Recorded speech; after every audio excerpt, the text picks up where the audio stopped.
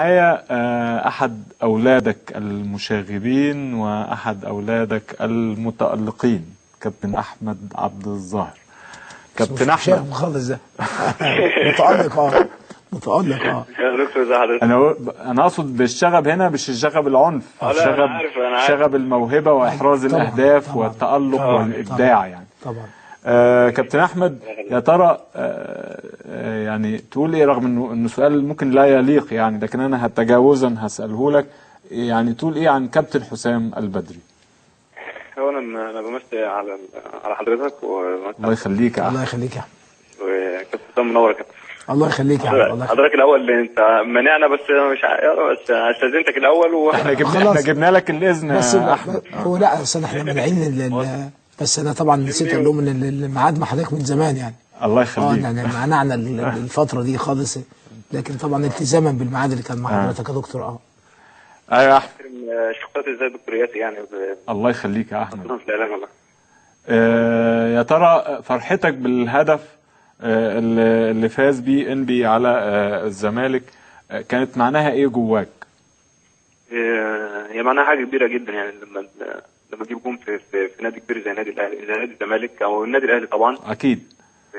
وخاصه لما يكون جون الفوز يعني في الدقائق الاخيره، يعني بيبقى ليه طعم ثاني يعني. جريت على مين بعديه؟ انا رفعت ما جريتش.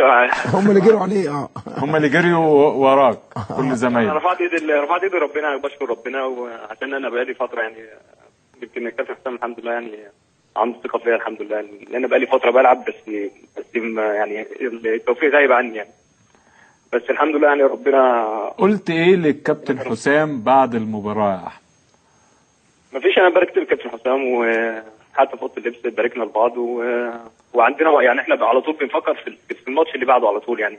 احنا بنفرح في يوم الماتش، وبعدها تاني يوم بنفكر في الماتش يعني كابتن حسام لما قال ان مباراه تليفونات بني سويف لا تقل اهميه عن مباراه الزمالك، ده كان حقيقي. لسه متكلمين فيها امبارح فعلا. على طول. الناس مستنيانا مش هنعمل ايه في ماتش التليفونات يعني، الناس مستنيه نادي انبي هيعمل ايه مع الماتش الجاي، بالذات بعد ماتش الزمالك. هل نادي انبي بدأ يعود، نقدر نقول كده مرة أخرى، رغم إنه إن أنت كسبان ماتش وخسران ماتش المصري قبليه يعني، لكن في روح وحيوية في انبي؟ الحمد لله يعني، احنا بقالنا فترة الحمد لله يعني، في هدوء في النادي، في التزام من اللعيبة، في الحمد لله يعني اللعيبة كلها مركزة، سواء اللي بيلعب أو اللي ما بيلعبش، كله ايد واحدة في الوقت ده بالذات. حسينا ان احنا الايام اللي فاتت دي مش مدين حق النادي، فالحمد لله يمكن كسبنا 4 ماتشات ورا بعض، والفتره الجايه ان شاء الله بنحاول نركز اكتر، ان احنا عشان احنا ده مش مكاننا اصلا، مكاننا الطبيعي اللي احنا في المربع الذهبي، ولا حتى ده مكانكم الطبيعي يا كابتن احمد، لانه كابتن حسام البدري في اول حلقه قال انه يعني هو عايز يغرس تحت جلد كل لاعب في انبي يعني الدوري العام بالظبط، وليس مجرد يعني مركز متقدم. انا شايف اللعيبه بتاعتنا مش يعني، اللعيبه بتاعتنا قد الكابتن حسام بيقوله ده، ومش اقل من لعيبه الاهلي والزمالك مع احترام يعني، وان شاء الله يعني احنا نحاول نقرب من المراكز الاولانيه، وبعد كده دي مرحله، والمرحله الثانيه ان شاء الله نحاول ننافس ان شاء الله يا احمد، وكل التوفيق يا رب. شكرا للكابتن احمد عبد الظاهر نجم انبي، ومعايا كابتن محمد شعبان. كابتن محمد، السلام عليكم كابتن. سلام ورحمه الله وبركاته. ازيك يا دكتور؟ الحمد لله تمام. مثل على كابتن حسام والنبي. لا ما تمثل انت بنفسك يعني يا كابتن. كابتن حسام حبيبي. ازيك يا حبيبي؟ ازيك يا شعبان؟ الشياكه ده يا كابتن. ماشي. حبيبي يا كابتن. يعني كابتن حسام طول عمره شيك يا شعبان، ولا انت ليك راي تاني ولا؟ طبعا شيء. انت ايه عايز تلبسني في جبهتك؟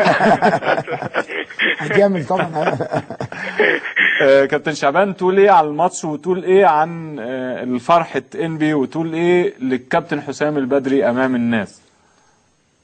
طبعا انا شهادتي ممكن تكون مجروحه طبعا بالنسبه للكابتن حسام، لكن انا بتكلم طبعا يعني بيني وبين ربنا قبل ما يكون بيني وبين اي حد. انا بشكره طبعا على الفتره اللي قضاها البسيطه دي. احنا عملنا من وجهه نظر انا يعني حطينا رجلنا تاني في الدوري، حطينا رجلنا تاني في الملعب، لان طبعا كان بدايتنا مهزوزه طبعا، وبنتهز الفرصه دي طبعا عشان اشكر كابتن مختار وكابتن مجدي وكابتن علاء ابصادي، طبعا الناس اللي تعبوا اكيد معانا.